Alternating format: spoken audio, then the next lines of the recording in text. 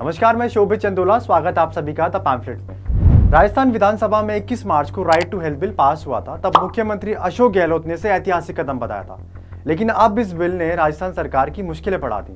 राजस्थान के डॉक्टर इस बिल के विरोध में सड़कों पर आंदोलनरत हैं। डॉक्टरों की एक ही मांग है, कुछ भी हो राइट टू हेल्थ बिल वापस लिया जाए। इसी क्रम में कल राजधानी जयपुर में डॉक्टर्स की ओर से एक विशाल रैली निकाली गई। दोनों पक्ष खुद को सही बता रहे हैं।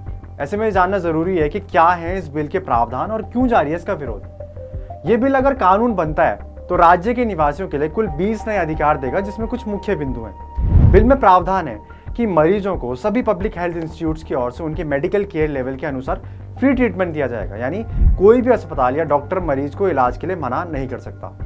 फीस या चार्ज के एडवांस पेमेंट के बिना भी अब इमरजेंसी कंडीशन के दौरान जरूरी इमरजेंसी ट्रीटमेंट दिया जाएगा।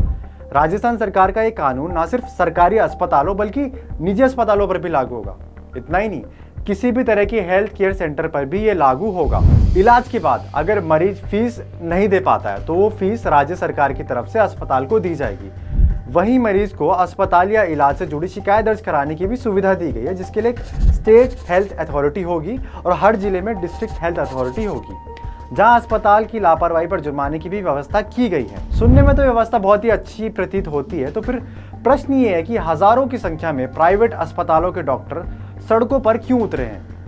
डॉक्टर्स की मुख्य आपत्ति इस कानून के इमरजेंसी वाले प्रावधान पर है, जिसमें कहा गया है कि किसी भी इमरजेंसी के दौरान प्राइवेट हॉस्पिटल या क्लिनिक द्वारा मरीज का मुफ्त इलाज किया जाएगा और इलाज का पैसा सरकार देगी। डॉक्टर्स का कहना है कि इसमें इमरजेंसी को सही ढंग से डिफाइन नहीं किया गया है। आपने इस बिल में कुछ भी डिफाइन नहीं किया। पुनर्भरण देगी सरकार, क्या देगी, कितना देगी।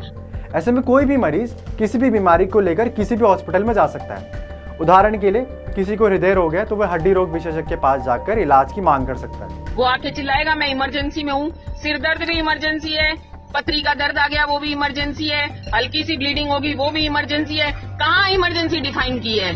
दूसरी बड़ी आपत्ति प्राइवेट अस्पतालों को है कि अगर वे इलाज करते भी हैं तो इस इलाज का पैसा कौन देगा। राजस्थान सरकार ने कहा कि इलाज का पैसा सरकार की तरफ से दिया जाएगा। प्राइवेट अस्पतालों को एक डर ये भी है कि इस व्यवस्था से ब्यूरोक्रेसी तो हावी होगी, साथ ही अस्पतालों में स्थानीय जनप्रतिनिधियों का भी हस्तक्षेप बढ़ेगा और सरकारी दखल बढ़ने से उनका कामकाज प्रभावित हो सकता है। इंडियन मेडिकल एसोसिएशन ने भी इस बिल के खिलाफ आपत्ति जताई है और इसे तत्काल वापस लेने की मांग की है। इंडियन मेडिकल एसोसिएशन की सोशल मीडिया कमेटी के चेयरमैन डॉक्टर DR राय ने कहा, यहां तक कि सुप्रीम कोर्ट और उपभोक्ता अधिनियम भी कहता है कि हम आपातकालीन मामलों में इलाज से इनकार नहीं कर सकते हैं, लेकिन राजस्थान सरकार ने बिल में इमरजेंसी को परिभाषित नहीं किया है, जो अंततः प्राइवेट अस्पतालों में डॉक्टर और मरीज परिवार के बीच संघर्ष का कारण बनेगा। IMA के सदस्य ने कहा कि अगर सरकार स्वास्थ्य का अधिकार देना चाहती है तो इसे केवल सरकारी अस्पतालों में लागू किया जाना चाहिए, ना कि निजी अस्पतालों में। वहीं इस आंदोलन के बीच राजस्थान सरकार के स्वास्थ्य मंत्री ने कहा है कि हम किसी भी हालत में इस बिल को वापस नहीं लेंगे, हालांकि हम बातचीत करने के लिए तैयार हैं। राजस्थान में प्राइवेट अस्पतालों की हड़ताल के बीच सरकारी अस्पतालों पर दबाव अप्रत्याशित तरीके से बढ़ गया है। इस पर स्वास्थ्य मंत्री ने कहा, अगर हमें नए डॉक्टर नियुक्त करने पड़े तो हम वो भी करेंगे, लेकिन बिल वापस नहीं लेंगे। सभी पहलुओं को आपने देखा। अब प्रश्न ये है कि यह कानून सही है या गलत है। देखा जाए तो कल्याणकारी राज्य के लिए अच्छी स्वास्थ्य सुविधाओं का प्रावधान हमारे संविधान के नीति निर्देशक सिद्धांतों में भी किया गया है। हर व्यक्ति को अच्छी स्वास्थ्य सुविधाएं दी जानी चाहिए, लेकिन चुनौती रहती है हर घोषणा के इम्प्लीमेंटेशन की।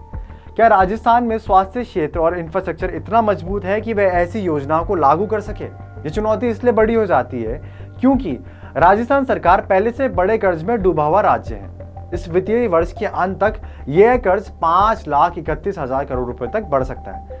राजस्थान देश में पंजाब के बाद दूसरा ऐसा राज्य है जहां प्रति व्यक्ति कर्ज का बोझ सबसे ज्यादा है। अब ऐसे में अस्पतालों को मुफ्त इलाज की भरपाई सरकार कैसे कर पाएगी, यह देखना दिलचस्प रहेगा। आप बने रहिए द पैम्फलेट के साथ।